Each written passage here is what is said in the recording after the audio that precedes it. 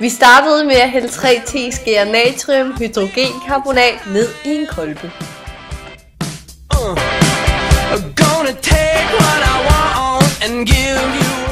Så hældte vi 2 teskeer citronsyre ned i samme kolbe.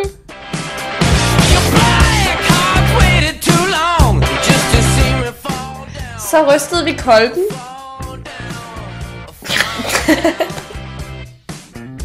Nu hælder vi 10 ml sulfosæbe og 10 ml vand ned i et bæreglas.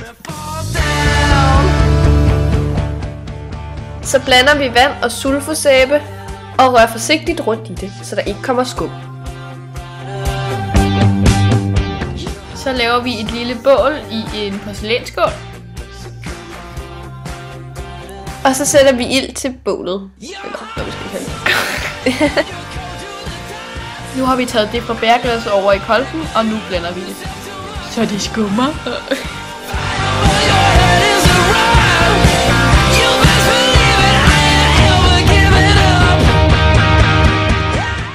Det er vigtigt at holde fast på proppen, fordi ellers så falder den af.